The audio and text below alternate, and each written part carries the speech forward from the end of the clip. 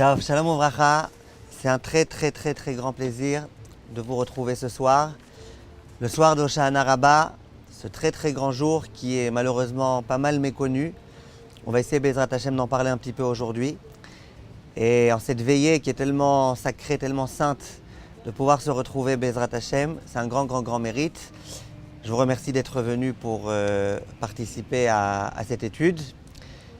Et Bezrat Hashem se trouvait dans la Souka, là je suis Baruch Hashem dans ma Souka, à Jérusalem.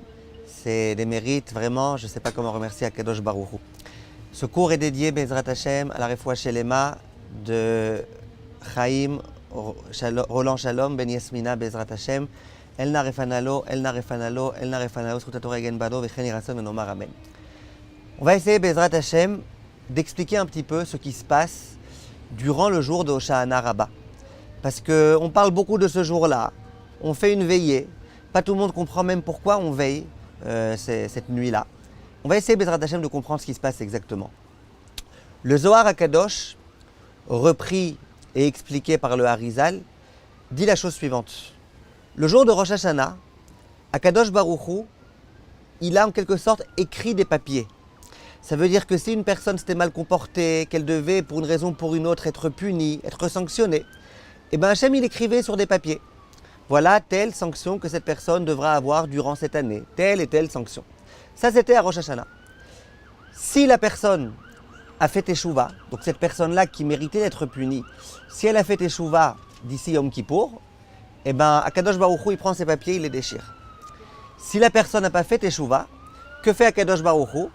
Eh bien, non seulement il maintient ses papiers, il ne les déchire pas, mais en plus, il les signe, ce qu'on appelle la khatima. Khatima, qu'est-ce qu'on disait à la Neila de Yom Kippour? Uchtom, signe-nous. Dit le Zohar HaKadosh, mais tout ne s'arrête pas là. Pendant ces jours magnifiques, fantastiques, qui sont les jours qui séparent Kippour de Sukkot et de Hoshana Rabbah plus précisément, eh bien, il y a encore la possibilité de faire une tchouva ultime. Si la personne fait tchouva à ce moment-là, dit le Zohar HaKadosh, eh bien les papiers, les sanctions, etc., on prend, on déchire tout.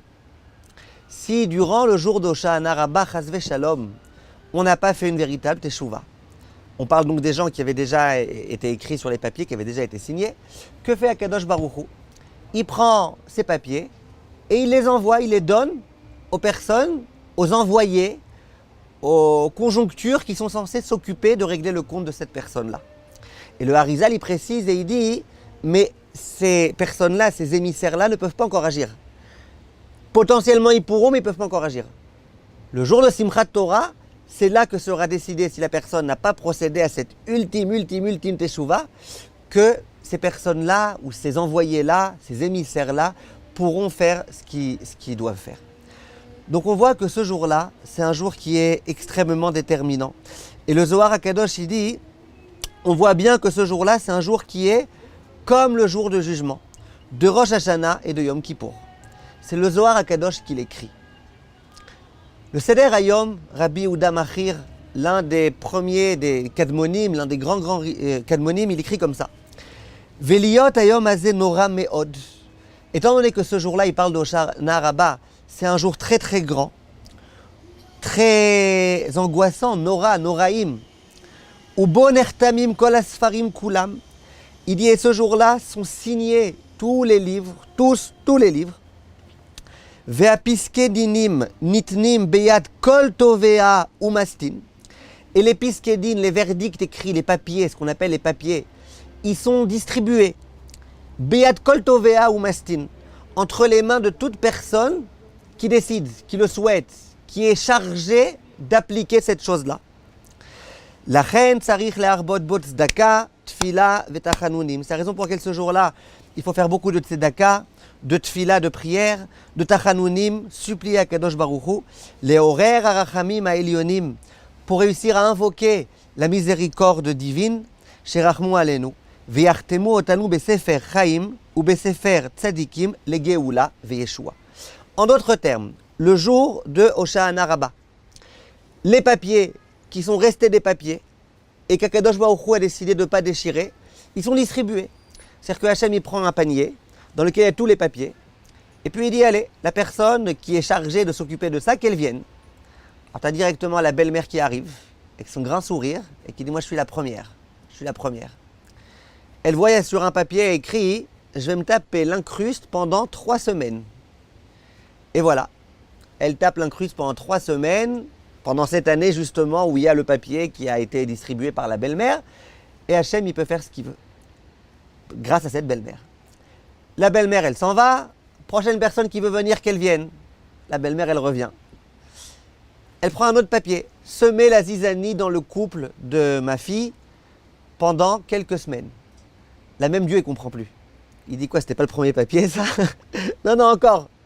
Et après, le patron, il va prendre un papier. Et ton portefeuille, il va prendre un papier dans lequel il va écrire, laisser échapper quelques billets de temps en temps. Et chaque personne va pouvoir prendre ce qu'elle va pouvoir prendre. Ça peut être des personnes, ça peut être des scènes, des scénarios, ça peut être des appareils qui vont s'abîmer, ça peut être plein de choses. Ce jour-là, où tout est décidé, nous avons la possibilité de supplier à Kadosh Baruch Hu, qui nous écrive dans le livre de la vie, et qui nous écrivent dans le livre dans lequel il n'y a pas toutes ces souffrances-là. Ça, c'est ce qui se passe et ce qui est écrit dans le Zohar HaKadosh. En dehors de ça, ce jour-là, ce n'est pas simplement un jour de jugement, un peu comme Rosh Hashanah, c'est aussi un jour d'expiation, comme le jour de Yom Kippour. Le Maté Moshe, qui était l'un des très grands décisionnaires, Siman Tav Kuf Nun Zayin, il écrit Amarlo Akadosh Baruchu le Avraham, que Hachem s'est adressé à Avraham. Et il lui a dit, Imen kapara le banecha be Rosh Hashanah, si tes enfants ils n'arrivent pas à avoir expiation à Rosh Hashanah, yé be Yom Kippour, ils auront à Yom Kippour. Veim lav, yé be Hoshana Rabba.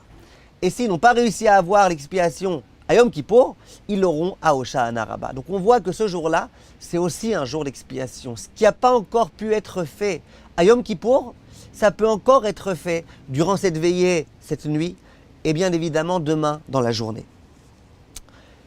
Le Zohar HaKadosh, et c'est pas qu'un Zohar HaKadosh, genre que de la Kabbale, ça a été repris par le Rama, Rabbi Moshe Isserles, le grand décisionnaire ashkénaze. Siman Tavresh Samer Dalet dans les halachot de Sukkot, d'Hoshana Rabbah.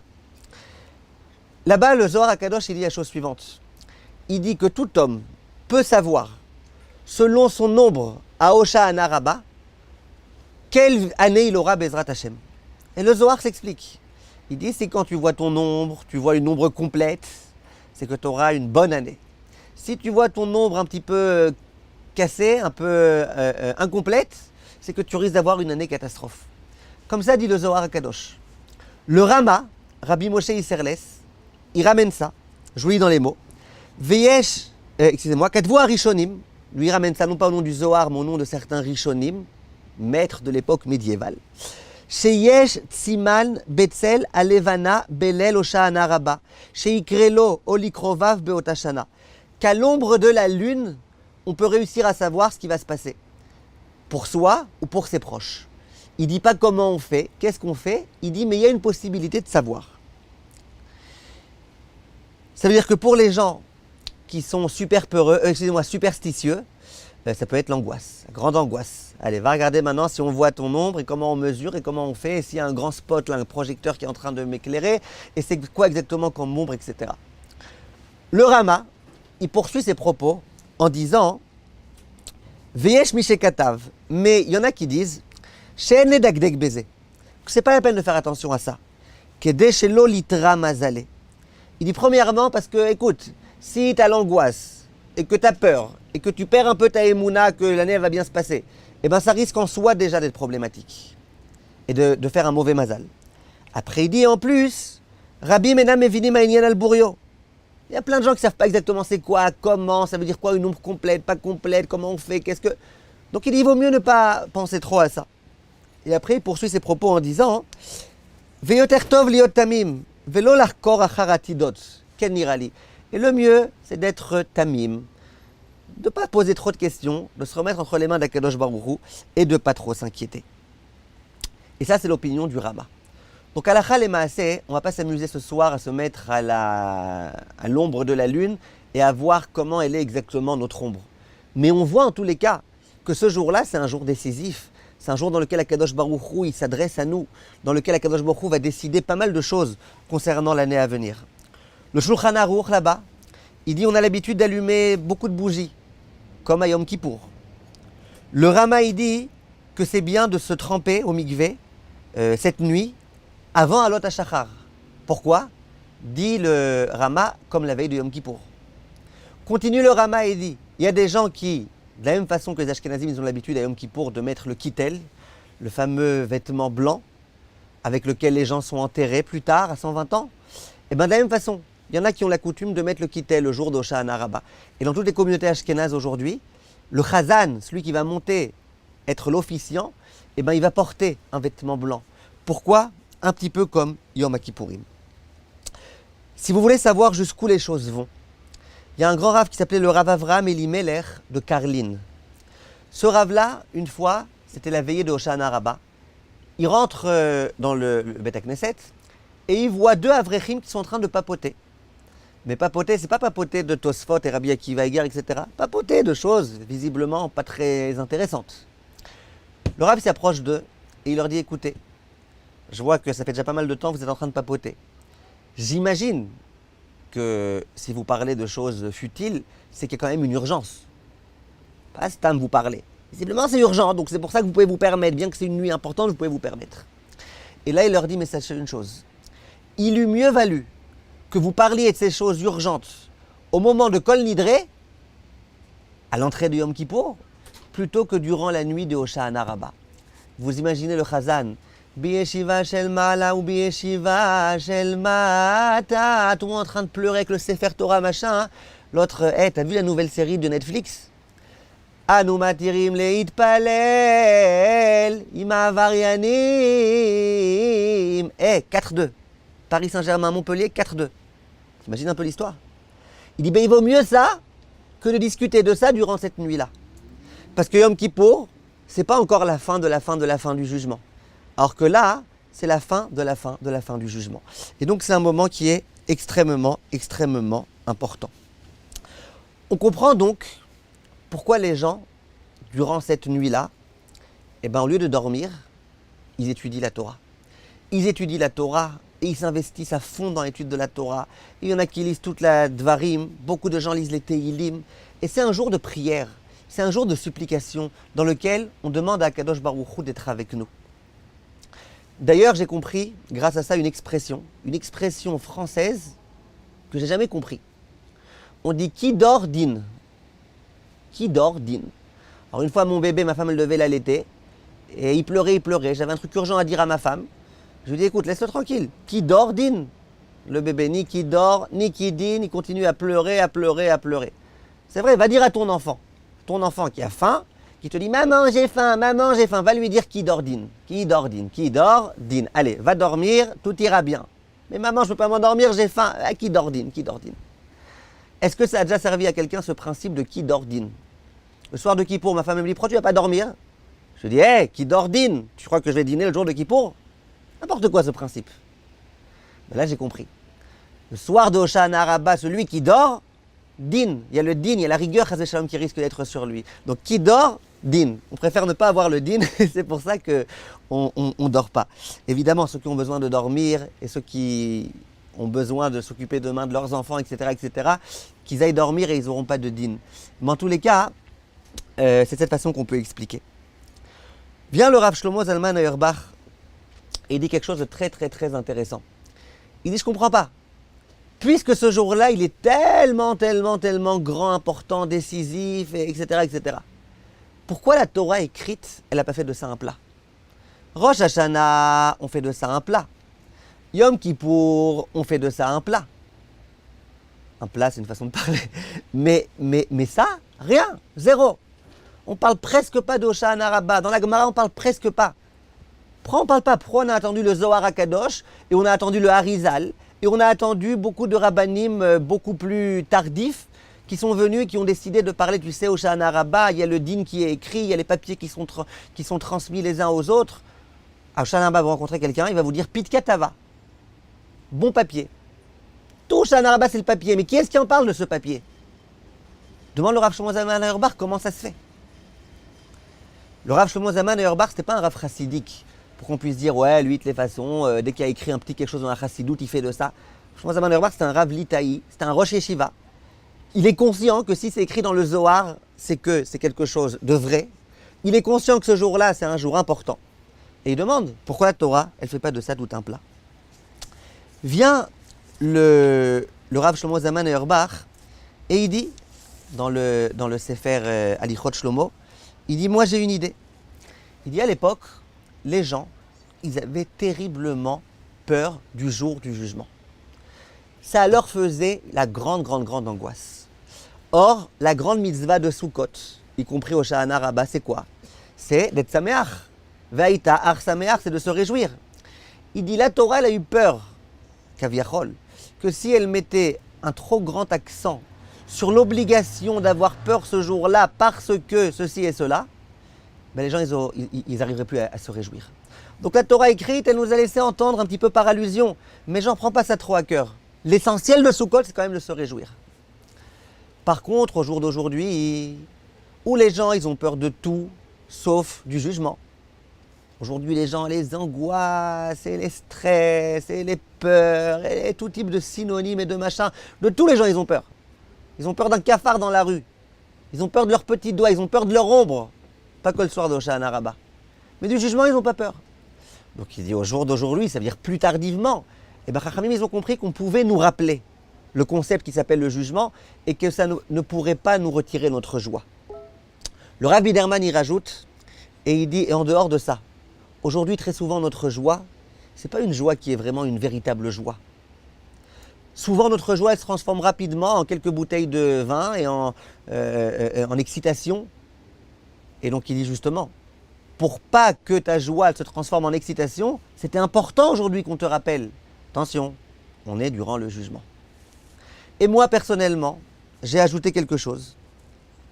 J'espère que c'est vrai. J'ai dit qu'on est dans une génération. Vous serez d'accord avec moi, oui ou non, c'est votre problème. En tous les cas, on est dans une génération dans laquelle ce qui fait kiffer les gens, c'est d'avoir peur. Ils adorent ça. Moi, je connais quelqu'un qui m'a dit une fois, il dit, moi, j'adore rouler à 200 km/h sur l'autoroute. Je ne sais pas pourquoi, quand je me mets en danger et tout, ça me met de l'adrénaline et de la dopamine et de la starbénaline, etc. Ça me met plein de choses. J'adore ça. L'autre, il me disait autrefois, quand il revenait du Kotel, il disait, moi, j'ai envie de passer par le marché des Arabes. Je dis, pourquoi ça te fait un peu d'excitation, des grandes sensations? Il dit, ouais, ça m'excite. Les gens, ils sont excités aujourd'hui par la peur. Ça ne se voit pas simplement à la foire du trône. Ça ne se voit pas simplement dans le fait que dès qu'un monsieur parle de choses qui font peur, traumatisantes, que demain c'est la guerre et qu'après-demain c'est le je sais pas quoi, que tout le monde est là en train de s'exciter, etc. Aujourd'hui, les gens, ils sont heureux quand on leur fait peur. Et donc, eh bien voilà, au jour d'aujourd'hui, où c'est en faisant peur qu'on réjouit les gens, c'est pour ça qu'on a dit aux gens, allez, vous devez être joyeux à Sukkot, ayez peur, Yom Adin. Voilà, ça c'était juste de façon assez rapide pour essayer de comprendre un petit peu. Ce qui se passe ce jour-là, c'est quelque chose de très grand. C'est le jour du jugement final. C'est le jour de l'expiation. Et donc, il faut bien se servir de ce moment-là. Question, qu'est-ce qu'on doit faire? Qu'est-ce que durant cette nuit-là, nous devons faire? Qu'est-ce que demain matin, Bezrat Hashem, demain après-midi, qu'est-ce qu'on a à faire? Le Zohar HaKadosh, toujours, dit que la harava, elle ressemble aux lèvres. Vous avez remarqué, la harava, elle ressemble aux lèvres. La harava, c'est une lèvre qui fait un beau sourire. C'est vrai qu'il y a des gens, leurs lèvres, c'est plutôt comme le hadas, genre la bouche comme ça. Pourquoi ils font un sourire?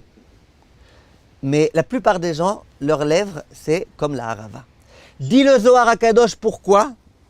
Il dit Achi uvadai behayoma bisvatan talia. Il dit ce jour-là, tout dépend de la bouche, tout dépend de tes lèvres, tout dépend de ce que tu vas faire ce jour-là. Je continue. Le Rokeach, qui était l'un des Rishonim, il dit quelque chose, là je vous demande d'attacher vos ceintures, parce que je ne sais pas exactement où vous vous trouvez, mais ça peut être dangereux. Écoutez bien ce qu'il dit le Rokeach. Il dit que le Bet Din, il faisait en sorte que jamais, au Shahana Rabbah, ça tombe un Shabbat. Ça veut dire que, vous savez, le Beit Din avait la possibilité de rajouter dans les mois un jour de plus, un jour de moins. Les Haber rajoutaient un mois de plus à Darbet.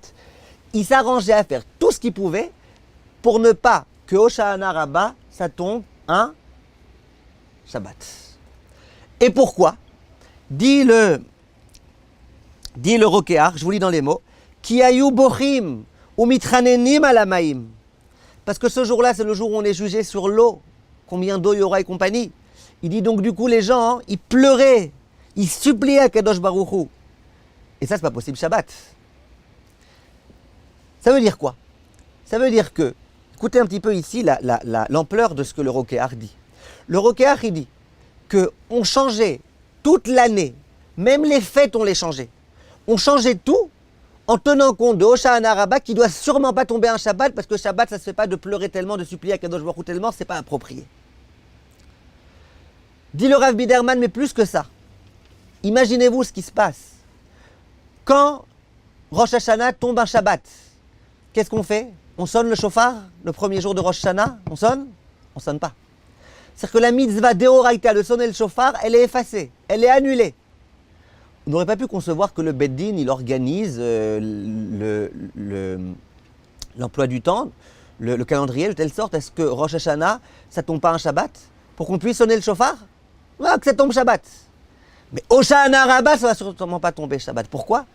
Parce que ce jour-là, c'est un jour de tellement grand jugement, tellement important, on doit vraiment tellement déchirer les cieux avec notre filote, que c'est quelque chose qui ne se prête pas tout à fait le jour du Shabbat.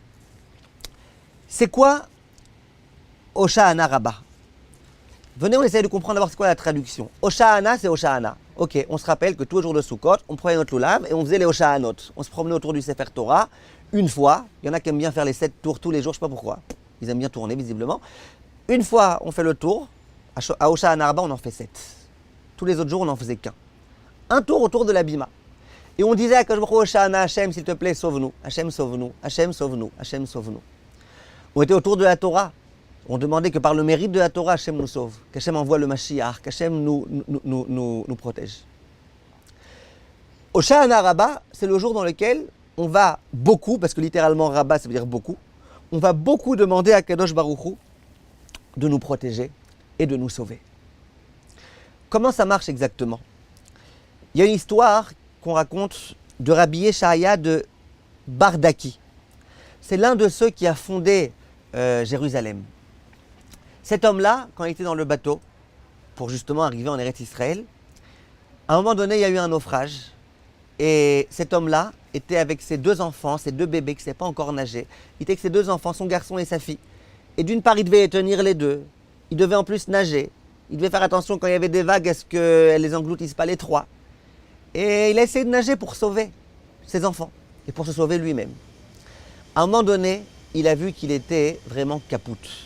Il n'avait plus la moindre force. Il était littéralement éreinté. À ce moment-là, il ne savait pas quoi faire. Il dit, si j'essaye de prendre les deux enfants avec moi, je vais mourir et on va tous les 3 mourir. Il commence à réfléchir rapidement. Il fait des calculs de halakha. Lui, c'est un garçon, elle, c'est une fille, machin, truc, bah.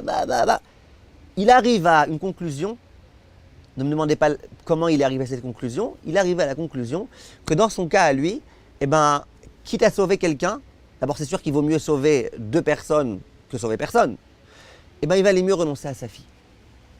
Et donc il dit à sa fille, écoute, j'ai bien réfléchi, je suis désolé, je t'aime très fort, j'aurais aimé te sauver, mais qu'est-ce que tu veux que je fasse? Je vais être obligé de te lâcher pour essayer de sauver au moins ton frère et me sauver à moi. Et là la fille, elle prend la parole et elle dit à son père, papa, je peux me reposer sur personne sauf sur toi. Tu vois bien, je suis ici, il n'y a pas de bateau, il n'y a rien. Papa, fais quelque chose pour moi, tu vas quand même pas me lâcher. En quelque sorte, elle dit à son père, papa, je ne sais pas c'est quoi tes calculs. Je ne sais pas quel type de réflexion tu as mené pour arriver à ça, mais je suis ta fille. Papa, ne me lâche pas. Et le Rav, il raconte, parce que finalement il n'est pas mort, il raconte que à ce moment-là, il s'est adressé à Hachem. Et il dit, Hachem, écoute, t'as pas le choix. Regarde ma fille, c'est ma fille, j'ai besoin de la sauver, c'est ma fille. Et il dit, à ce moment-là, il a ressenti qu'il a eu beaucoup d'énergie. D'un coup, il avait de la force. Il pouvait nager qu'avec ses pieds, puis il pouvait, machin. D'un coup, il a retrouvé de la force. Et Baruch Hashem, il a pu sauver ses 2 enfants. Et Baruch Hashem, il a pu ensuite construire Yerushalayim avec beaucoup d'autres personnes. Ça veut dire quoi? Ça veut dire que lorsqu'on vient voir Akadosh Baruch Hu, en lui disant il n'y a que toi, on a besoin de toi, tu ne peux pas nous faire ça Akadosh Baruch Hu, tu ne peux pas. Bien sûr, on dit pas ça avec arrogance, on dit ça avec compréhension que c'est notre Père. Papa, on a besoin de toi. Et bien là, Hachem, d'une certaine façon, il est un petit peu obligé de nous sauver. C'est ce qui est écrit dans le verset. Tenu rose l'Elokim. Donnez de la force à Dieu. Comment moi, le petit nulard, là, je vais donner de la force à Dieu? Pourquoi Hachem, il a besoin de moi? Pourquoi il n'est pas assez fort comme ça? C'est quoi ces bêtises? Non. Tenu rose l'Elokim, c'est-à-dire que lorsque l'homme vient supplier Hachem, en lui disant Hachem, j'ai besoin de toi, Hachem, s'il te plaît, Hachem, t'es mon père, Hachem. En quelque sorte, Hachem, il retrouve des forces. En quelque sorte, Hachem, il se voit obligé d'exercer toute la force qu'il a pour pouvoir nous sauver et pour pouvoir nous protéger. C'est ce qui est écrit aussi. Kegamoul aleimo, kegamoul alenafshi. L'homme, quand il comprend qu'il a besoin d'Akadosh Baruch Hu, comme un enfant qui allait, un nourrisson a besoin de sa mère, et comprend que si sa mère, pour une raison ou pour une autre, elle a plus de lait, ou s'il n'y a plus de maman, eh ben, il meurt. Surtout à l'époque où il n'y avait pas de maternat. Eh ben, il en va de même ici. On dit à Kadosh Baruch Hu qu'on a besoin de lui. Viennent Chachamim et disent, c'est ce qui s'est passé à ce moment-là. À ce moment-là, la fille, elle dit à son père, papa, laisse tomber tes calculs, laisse tomber tout. Je ne sais pas moi qui est-ce qui mérite d'être protégé, d'être sauvé. Je suis ta fille. Ça a donné des forces. Eh bien, exactement dans le même ordre d'idée. Quand on vient voir Akadosh Baruch Hu le jour d'Hoshana Rabbah, qu'est-ce qu'on dit? Tous les jours d'Hoshana Rabbah, d'Hoshana, on disait quoi? Hoshana, Hoshana, Anivaou, Hoshiana, Hoshana, Hoshana. Le jour de Hoshana Rabbah, qu'est-ce qu'on va dire? Ana Hashem Hoshiana, nanana, Avinu Ata. T'es notre Père. Ah, là on a tout dit. Quand on dit à Akadosh Baruch Hu, t'es notre Père, en quelque sorte, Hashem à ce moment-là, d'une certaine façon, il se sent obligé de venir nous protéger et de venir nous aider. Le Rav de Kabrin disait que la tfila, en principe, ça devrait marcher de façon immédiate. La tfila, c'est un instrument tellement fort que c'est censé marcher immédiatement. Il dit pourquoi souvent la tfila, elle n'est pas entendue immédiatement? Pourquoi plein de fois il faut insister? Il dit ce Rav-là parce que l'homme, il n'y croit pas assez. L'homme, il ne croit pas assez en la force de la tfila. Il n'est pas suffisamment conscient que c'est cette tfila qui va pouvoir le sauver. Si tu n'y crois pas, eh ben tu n'y crois pas. Peut-être en le répétant 40 fois, 50 fois, 100 fois, 200 fois, 2000 fois, 20 ans, 30 ans, 40 ans, ça va rentrer. Quelque part, tu vas commencer à intégrer l'idée. Mais disait le Rav de Kavrin, si tu es capable de comprendre et de croire combien cette fille-là, elle est forte, bah tu dirais Hachem, Hachem. Et Hachem lui dirait, oui mon fils. Et tu dirais, t'es mon père. Hachem lui dirait, t'as raison. Et puis les choses, elles pourraient se résoudre de façon très, très, très rapide. C'est pour ça que cette nuit-là, c'est la nuit dans laquelle on dit à Hachem, Avinu Ata, t'es notre Père. On vient s'adresser à Kadosh Baruch Hu comme on s'adresse à son Père. Et on dit à Kadosh Baruch Hu, s'il te plaît, Kadosh Baruch Hu, on a besoin de toi. Le Rav Auerbach, toute sa vie, même quand il était très âgé, il passait sa soirée de Hoshana Rabbah à lire des Tehillim. Peut-être qu'il étudiait aussi, etc. Mais il lisait beaucoup, beaucoup de Tehillim. Quelqu'un m'a téléphoné aujourd'hui. Il m'a demandé, on peut faire les Tehillim avant Chatzot? Là, c'est pas encore Chatzot. On peut avant Chatzot, avant minuit, on peut faire des Tehillim. Cette nuit-là, on peut faire des Tehillim. Même avant minuit, on peut faire des Tehillim. Maintenant, il y a des gens qui vont me dire, ok, tout ce que tu dis, c'est très beau, c'est très intéressant. Enfin, j'espère, hein, peut-être qu'il y en a qui diront c'est pas beau. Mais vous allez me dire, mais bon, il y a des gens qui sont loin, qui sont très loin de tout ça. Il y a des gens auxquels mon message, j'allais dire, il ne s'adresse pas à eux. Parce qu'il y a des gens qui, même à Kippour, combien ils ont fait? Combien? Ils sont venus à Kippour en voiture. Donc qu'est-ce que tu nous parles maintenant de la fin du jugement et des machins, etc.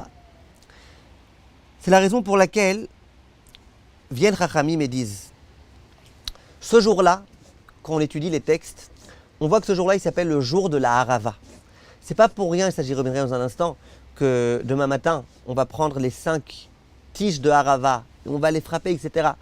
Il y a écrit plein de choses à propos de la Harava. Ce jour-là de Hoshana Rabbah, c'est le jour de la Harava. C'est pour ça qu'on disait tout à l'heure d'ailleurs, que ce jour-là, c'est le jour de la Harava, c'est la bouche. Ce jour-là, tout dépend de la bouche. J'aurais dû peut-être le préciser tout à l'heure, ça. Ce jour-là, c'est le jour de la Harava. Quel est le propre de la Harava? La caractéristique de la Harava, contrairement au Etrog, contrairement au Lulav, contrairement au Hadas, c'est qu'elle n'a ni odeur, ni goût. elle s'est attrapée le Covid-19, je ne sais pas où. D'accord? Elle n'a pas de réach et elle n'a pas de ta'am. Elle là, il n'y a pas. Ça veut dire quoi? Ça veut dire que ça vient symboliser celui qui a ni de mitzvot, ni de ma'asim tovim. Ni même de BA, il n'a pas. Rien, zéro. Il n'étudie pas la Torah, il ne connaît pas une Mishnah par cœur. Même celle qu'il a appris par cœur quand il était petit, il a eu le temps de l'oublier, de la transformer, de la déformer. Rien, zéro. Non. Alors pourquoi ce jour-là, c'est le jour de la Harava? Viennent Chachamim pour nous dire que ce jour-là, il s'adresse à tout un chacun, y compris à celui qui est la Harava. Et là, il y a un chidouche très beau du Sfat Emet. Grand Rav Sfat Emet. Et j'aimerais vous le partager. Dit le Sfat Emet la chose suivante. Il dit, c'est vrai que la Harava, ça vient symboliser celui qui a ni mitzvot, ni ma'asim tovim, ni Torah, ni rien du tout. C'est vrai. Il dit, mais il y a quand même quelque chose de très particulier. C'est que la Harava, elle symbolise la bouche. La Harava, c'est la force, le pouvoir de prier. Ça veut dire que celui qui a ni mitzvot, ni ma'asim tovim, mais qui a quand même encore conservé la force de la prière, celui-là, il peut tout. Celui-là, il a une importance particulière. Dit le Sfat Emet, c'est vrai que celui qui a et Torah, et mitzvot, et ma'asim tovim, et qui prie en plus, c'est vrai que cette fille-là, elle peut arriver à des hauteurs bien plus importantes. Il dit, mais celui qui a ni ça, malgré tout, s'il a la force de prier, sa prière a de la force. Et il précise son idée. Et là, je vous demande de bien écouter parce que c'est très fort ce qu'il dit, à mon avis. Il dit la chose suivante. Il dit, celui qui a des mitzvot, et des ma'asim tovim, et de la Torah, il dit au moment où il prie, d'une certaine façon, il vient dire à Hachem, écoute, bon, ok, d'accord, j'ai fait quelques petits machins, etc., mais regarde la Torah que j'ai, regarde les livres que j'ai écrits, regarde les cours que je donne, regarde le chesed que j'accomplis, regarde tout ce que je fais. D'une certaine façon, sa prière, elle va perdre en qualité. Alors que, dit le Sfat Emet, celui qui vient voir Hachem, en lui disant, moi je suis zéro, je peux me reposer sur Walou, ni Torah, ni mitzvot, ni ma'asim tovim, rien. La seule chose que j'ai, c'est ma bouche. La seule chose que j'ai, c'est ma prière, c'est ma tfila. Et bien celui-là, d'une certaine façon, il vient avec une tellement grande humilité, achna, on appelle ça en hébreu, qu'une tellement grande modestie. Il est tellement rabaissé à ce moment-là, que cette tfila, elle a un pouvoir très particulier. Il dit le Rav, c'est ça le pshat de tfila le'ani qui a atof. Il est écrit la prière du pauvre. Et le Zohar, il insiste beaucoup sur l'importance de la prière du pauvre. On dit la prière du pauvre est particulièrement écoutée. La prière du pauvre qui a atof, qui est enveloppée. Il dit le Rav, ça veut dire quoi? Shemitatef kulo bitfila. Celui qui a rien, il ne peut pas venir avec sa Torah, il ne peut pas venir avec quoi que ce soit, il peut venir avec une seule chose. Avec quoi? Il vient avec son humilité. Il vient avec cette fila. Et bien ça a une force particulière. Le jour d'Hoshana Rabbah, il s'adresse à tout un chacun, y compris à celui qui a ni mitzvot, ni ma'asim tovim, ni Torah, ni rien du tout. Et on lui dit, on te demande une chose, prie. Et c'est pour ça, dit le Sfat Emet, que ce jour-là, c'est Hoshana Rabbah. C'est le jour de la grande délivrance. Parce que c'est la délivrance pour tous. C'est la délivrance même pour celui qui n'a pas de Torah et de mitzvot et de ma'asim tovim. C'est une délivrance collective et une délivrance aussi pour les particuliers. Il continue le Sfat Emet et il dit, il est écrit dans le passouk, Daloti veli yoshia, vous vous rappelez dans le Hallel. Daloti ça veut dire je suis très pauvre. D'accord? Comment on dit un pauvre en hébreu? Un très grand pauvre, quelqu'un qui est vraiment pauvre, on appelle ça un dal. En rigolant, je dis pourquoi? Parce qu'il a que dalle. D'accord? Il n'a rien. Dal, c'est un pauvre. Daloti, ça veut dire je suis pauvre. Veli Yehoshia. Et moi, Hachem, il va me protéger. Quoi, moi, parce que je suis pauvre, moi, Hachem va me protéger. Ça, c'est un peu exagéré, c'est pas ça. Veli, genre Hachem, moi, il va me protéger. C'est quoi, moi, il va me protéger? Dit Rachamim, parce que je suis pauvre et que je sais que j'ai rien et que je sais que la seule chose qui me reste, c'est ma prière. Ça, en soi, c'est une raison qu'Hachem, il dise, allez, ta tfila à toi, je l'écoute. Ta tfila à toi, je l'entends. Et après, il continue le Rav. Et il dit, Velachen, Ikar Yeshua. Écoutez les mots du Sfat Emet. Ikar Yeshua, Sheyavo Mashiach Tzidkenu Bimera, Mouchan davka liot bedorot ashfelim. Ah, si vous êtes venu que pour écouter ça, ça valait le coup. Il dit quand est-ce que le Mashiach va se dévoiler, va venir? C'est justement dans les générations comme les nôtres. Ça c'est moi qui dis comme les nôtres, mais Dorot Ashfelim, dans les générations basses. Quand il y avait les générations, et c'est justement une question que les gens se posent, il dit si Rabbi Akiva Iger, il n'a pas réussi à faire venir le Mashiach, si le Rav Shach, il n'a pas réussi à faire venir le Mashiach, alors quoi, moi je vais réussir à faire venir le Mashiach? Ben justement, le Rav Shach, il venait pas que avec cette fila, Kaviachol. Le Rabbi Akiva Iger, il venait aussi avec une immense Torah, avec plein de choses. D'une certaine façon, il savait qu'il n'était pas vraiment pauvre, il était tellement proche de Dieu. Il dit, mais dans notre génération, qu'est-ce qu'on a? On n'a rien. Dans ces générations, dans ce type de génération, on va dire, Hachem envoie le Mashiach. Pourquoi? Qu'est-ce que tu as quitté? Ah, moi j'ai le plus grand compte Instagram de toute la France. Bravo. L'autre il dit, moi je te demande le Mashiach, je suis ceinture noire en lourdeur. Bravo. Dans la génération dans laquelle on n'a rien, parce que je me trouve ça n'intéresse pas ni le compte Instagram, ni l'argent que tu as, ni rien du tout. Dans cette génération-là, quand on vient voir Akadosh Baruch Hu, et qu'on lui dit Akadosh Baruch Hu, on vient avec la prière. On sait qu'on ne mérite pas. On va dire Hachem, Hachem, envoie le Mashiach. Hachem va dire non. On va lui dire mais si. Hein? Mais si. Hachem il va dire mais non. On va dire mais si, mais si, mais si, mais si, mais si. Et on va supplier Hachem, mais si, mais si, mais si. Finalement il va bien venir le Mashiach. Ça veut dire que la force qui est la nôtre, c'est celle de la tfila. C'est celle de la bouche. C'est celle de l'insistance. Hachem, on a besoin de toi. Et plus on est conscient qu'on a besoin d'Akadosh Baruch Hu, plus Akadosh Baruch Hu pourra nous aider. Rav, Oui. excusez-moi, il y a un moment pour poser des questions, si on a des questions sur ce que vous dites. Ah bien sûr, vous voulez maintenant ou vous préférez que je finisse? Allez-y, Bravod. Bah, je sais pas comment ça se Allez-y, passe, allez-y. alors, Allez-y. ben, moi, je comprends pas trop ce que vous dites parce que d'un côté, je me dis, il y a des gens qui étaient très éloignés, qui d'un coup, ils commencent à aller à la synagogue ou ils commencent à s'habiller avec Snoot et tout ça. Est-ce que ces gens-là, c'est pas normal qu'ils se disent qu'ils ont quand même un peu de mérite ou pas? Non, bien sûr qu'ils doivent se dire qu'ils ont du mérite. Ils ne doivent pas se considérer comme étant des Rechaïm. Mais la question, c'est quelle force, quelle tfila a le plus de force? Regardez, ce que je vous dis moi, c'est le Zohar HaKadosh qui dit. Le Zohar HaKadosh, il dit, quand vous regardez Teilim, il y a plein de Teilim. Il y a Tefila, les Moshe. La Tfila qui a été dite par Moshe. C'est qui Moshe? C'est pas n'importe qui, Moshe Rabbeinu. Il y a Tfila, les David. La Tfila qui a été dite par David. Et il y a plein d'introductions comme ça au Teilim.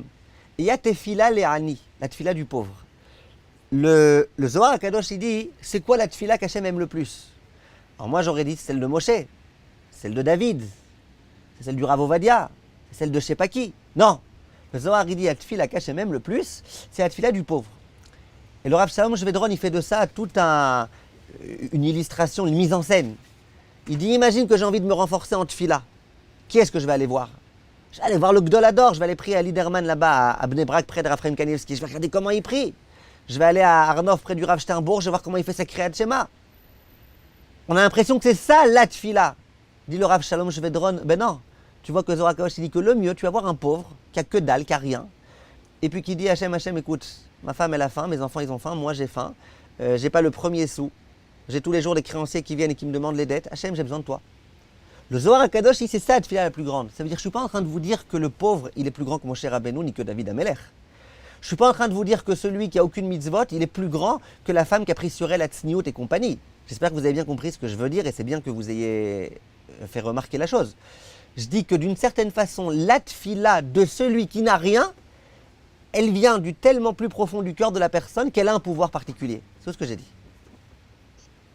Vous comprenez ou pas? J'ai compris. Oui, j'ai compris. J'essaie de voir alors comment on peut se l'expliquer à nous-mêmes, quoi. Enfin, Ben voilà, vous êtes venu dire écouter. que nos actions, elles valent rien, et comme ça, Non, non, non, non, non, non, non. Non, on peut venir en se disant que nos actions, elles valent beaucoup. Et ça, attention, je ne sais pas c'est combien de temps que vous écoutez mes cours, mais moi, je suis le premier à dire et à répéter, à re-répéter, re-répéter autant qu'il faudra, qu'au contraire, le juif, il doit savoir combien ses actions, elles font plaisir à Kadosh Baruch Hu, et combien Hachem, il aime nos mitzvot, et combien chaque bracha qu'on récite à Kadosh Baruch Hu, ça lui fait plaisir. Ça, je passe mon temps à le répéter. Et je le répéterai inlassablement, Bezrat Hashem, jusqu'à 120 ans, jusqu'à la venue du Mashiach. Mais par contre, ce qu'il faut savoir, c'est qu'on peut venir avec humilité, en disant à Hashem, écoute Hashem, d'accord, je fais beaucoup de mitzvot et tout, ok, très bien, mais j'ai besoin de toi. Moi, de moi-même et mitzvot, en quelque sorte, c'est pas suffisant, j'ai besoin de toi. Vous comprenez ce que je veux dire? Ouais, j'ai compris maintenant. Ouais. Il y a d'autres questions ou on continue? Alors venez, on continue. J'en arrive maintenant à la grande mitzvah, au minag. Demain matin, ça va être de prendre les haravot et de les frapper. La Mishnah, dans Masechet Souka, elle dit mitzvat harava ketzad. Comment on faisait avec la harava? Elle dit on allait à un endroit qui était en bas d'Yerushalayim et qui s'appelait Motza. Jusqu'au jour d'aujourd'hui, près de l'entrée d'Yerushalayim, un endroit qui s'appelle Motza. On allait à un endroit qui s'appelait Motza. Et là-bas, on allait prendre de la harava.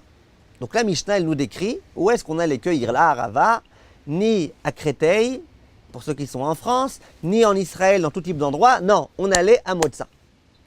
Demande la Gemara, c'est quoi Motza? C'est quoi ce nom, Bichlal? Motza. Motza, c'est genre quelque chose d'exclu, quelque chose qui a été sorti. C'est quoi Motza? Et la Gemara, elle dit Maïta ama karele Motza. Prends l'appel Motza. Aïdi de mapik mi karga de malka karele Motza. Il dit parce que c'est un endroit dans lequel les gens qui se trouvaient là-bas, ils n'avaient pas besoin de donner d'impôts au roi. Donc c'est un endroit qui était exclu, qui était Motza, qui était sorti de l'endroit dans lequel les gens qui se trouvaient devaient donner les impôts au roi. Vient le Rav Sofer dans le Shir Maon et il dit quelque chose de fabuleux. Il dit, c'est quoi exactement, à quoi on fait allusion ici? C'est qui ce roi-là en question? Il dit, ce roi, c'est Akadosh Baruch Hu. Et Akadosh Baruch Hu, parfois, il donne des amendes. Parfois, il donne des impôts. Parfois, il dit, écoute, là, tu es dans ce monde, là, tu fais pas ce que tu devrais faire, allez, il faut donner des amendes, tu as des choses que tu dois, tu es redevable. Il y a un endroit qui s'appelle Motza. Et à cet endroit-là, en quelque sorte, il n'y a plus de dette, il n'y a plus rien. Akadosh Baruch Hu, il excuse, il expie, il pardonne, il renonce. Quelqu'un veut déménager là-bas s'il n'y a pas d'impôt. Je ne sais pas si c'est vrai aussi avec Bennett, mais en tout cas, c'était comme ça à l'époque. Vient le Rav et il dit que on sait très bien du Zohar à Kadosh que quoi? Que à Hoshana Rabbah, c'est le jour où en se servant de la harava, on annule tous les dinim. Je vous disais, qui dort din. Ce soir-là, on ne dort pas. Ce soir-là, on annule les dinim. Comment on annule les dinim? En prenant la harava demain matin, en la frappant, en faisant tchouva, en faisant un zoom ce soir, en écoutant, en lisant les Teilim, en suppliant à Kadosh Baruch Hu. En faisant tout ça, le jour d'Hoshana Rabbah, on annule énormément de rigueur, de midat à din. Dit le Rav, eh ben c'est exactement ce qu'on vient de nous dire là. Pourquoi la harava d'Hoshana Rabbah, on allait la chercher d'un endroit qui s'appelle Motza? Pour nous dire par allusion, tu sais, il y a un jour, il y a un moyen, il y a une méthode qui s'appelle celle de la harava, qui s'appelle celle de Hoshana Rabbah, dans laquelle il n'y a plus de dettes. Akadosh Baruch Hu, Kaviachol, il est prêt à effacer les dettes ce jour-là. Et c'est la raison pour laquelle aussi, l'un des Chachamim disait, vous savez qu'il est écrit dans la Gemara, dans la Sechet Shabbat, que lorsque l'homme va mourir, l'une des questions qu'on va lui poser, c'est Sipita l'Yeshua. Est-ce que toute ta vie, tu as attendu la Yeshua, la délivrance?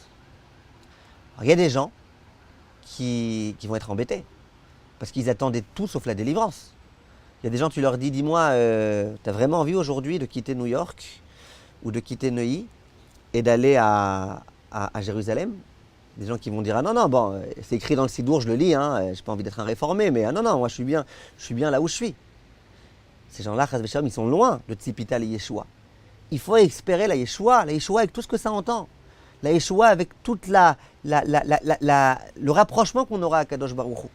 Mais bon, c'est un autre sujet. Mais il y a des Mefarshim qui expliquent, c'est quoi Tzipita et Yeshua?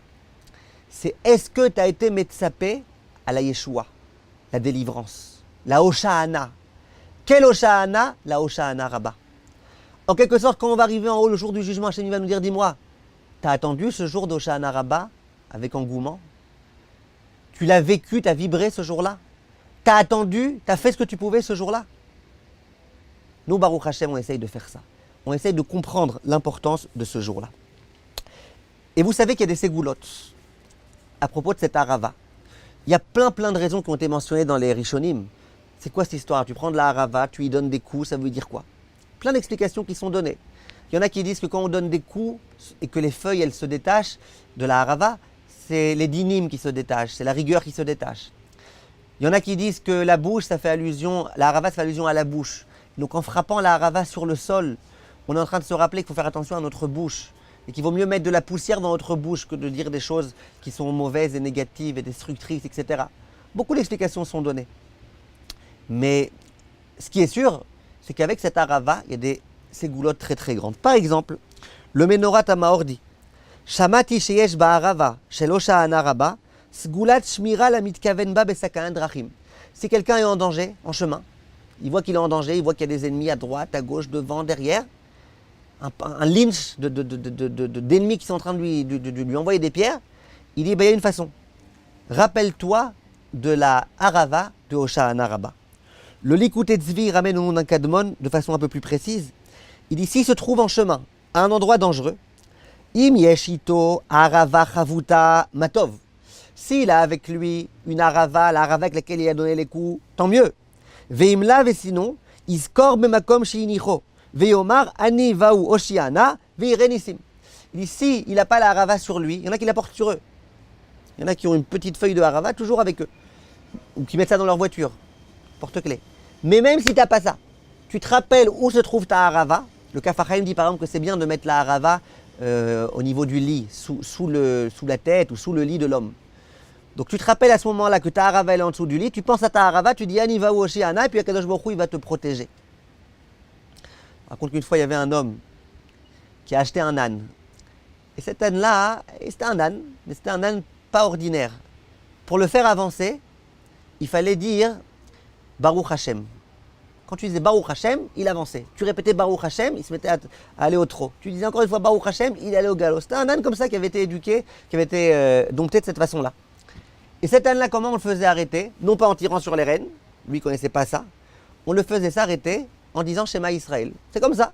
Propriétaire de l'âne, il lui a appris à faire ça.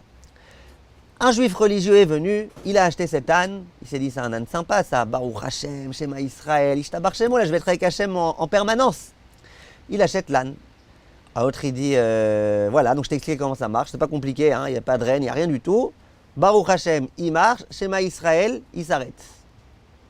Cet homme-là, il monte pour la première fois de sa vie sur cet âne, et puis il dit qu'est-ce qu'on fait? On dit Baruch Hashem, il dit Baruch Hashem.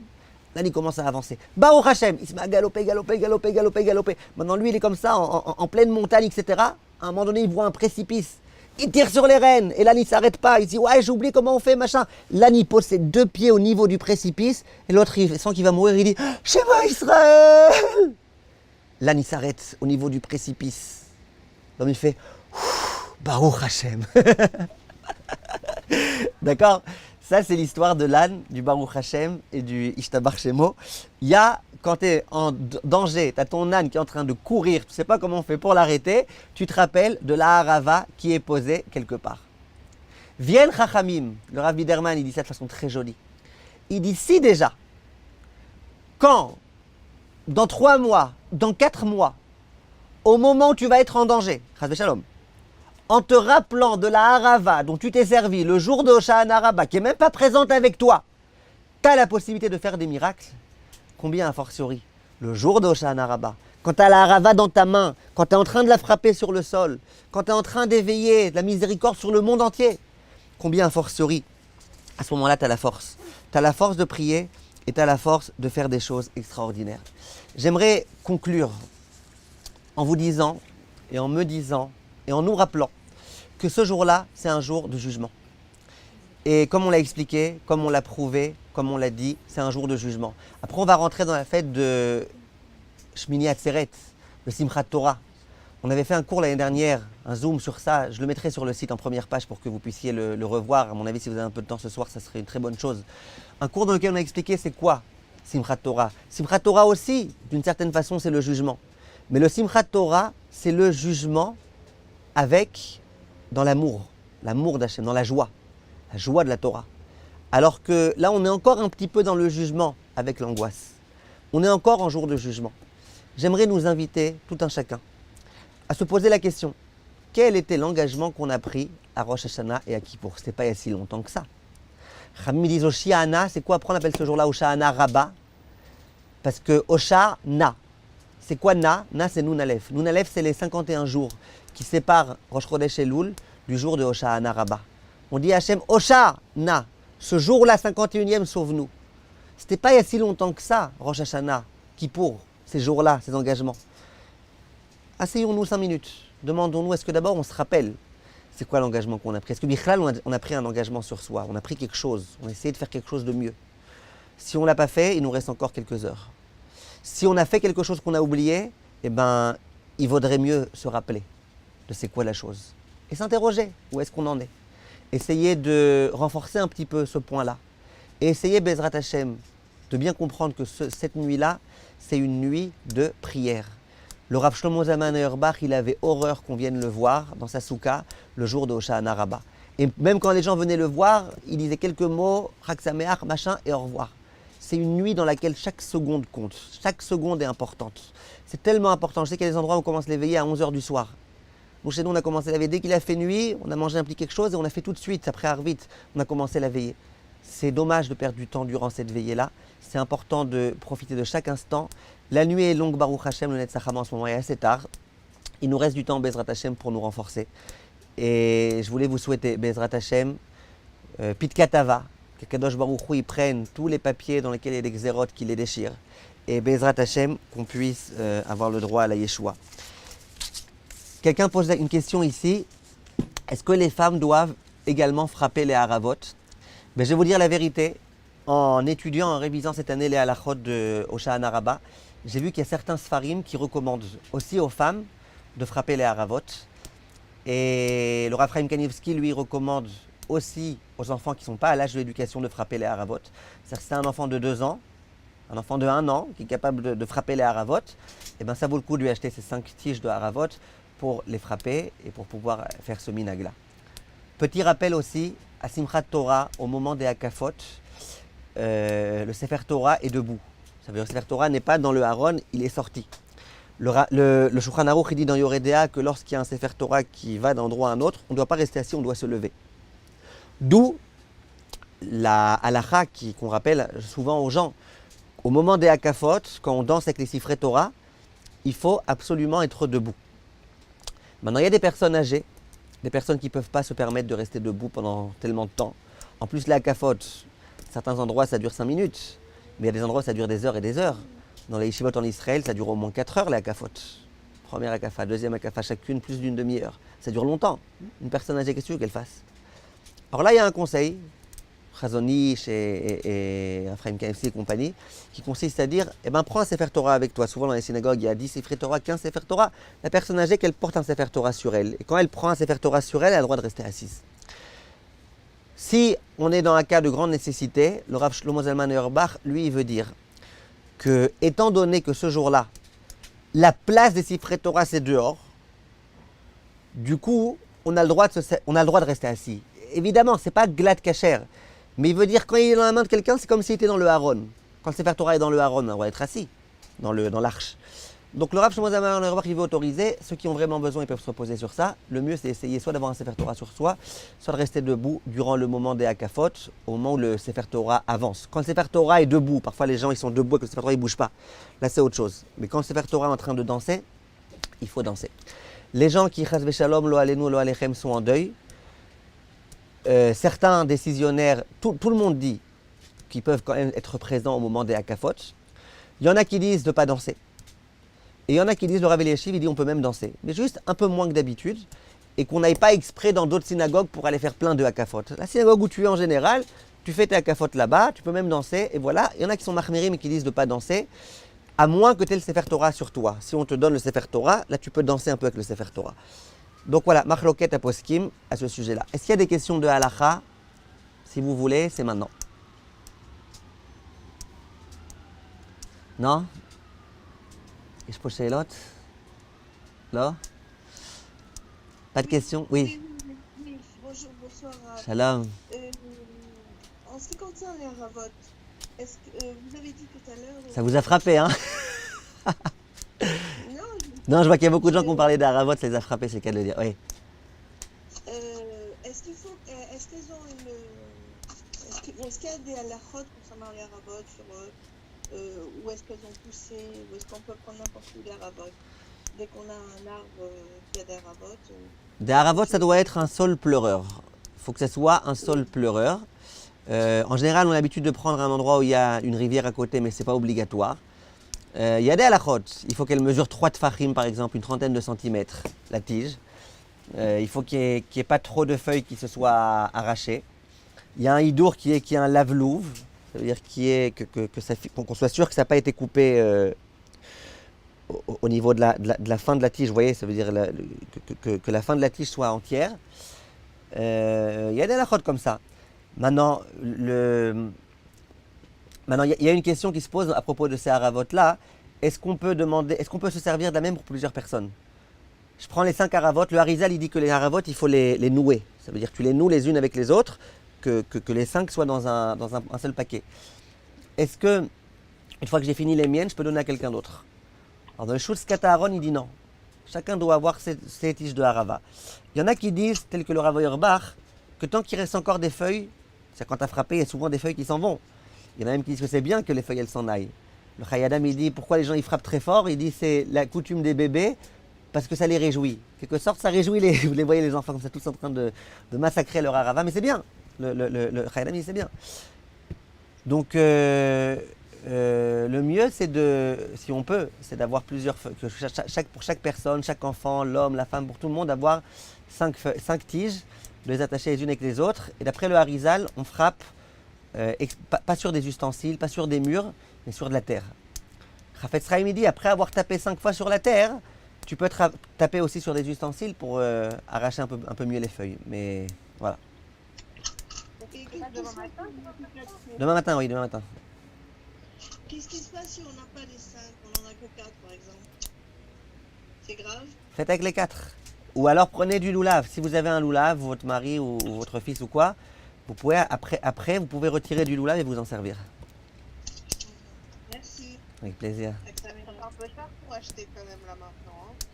Je sais pas, en Israël c'est pas trop tard. En Israël, dans tous les synagogues, il y a des gens qui viennent et qui vendent des haravot. En France aussi, j'imagine qu'il y a des endroits où ils vendent, mais c'est pas très grave. Surtout les femmes, c'est pas très grave si elles font pas. C'est pas tout le monde fait, pas toutes les femmes font. Mais celles qui peuvent faire, c'est un peu mieux quoi. Mais si c'est pour vous attrister de ne pas les avoir, ne vous attristez pas. Je ne suis pas venu pour vous attrister. Et la simcha de la fête, elle est importante. Mais je vous remercie d'avoir été là. Bezrat Hashem, on se retrouve bientôt.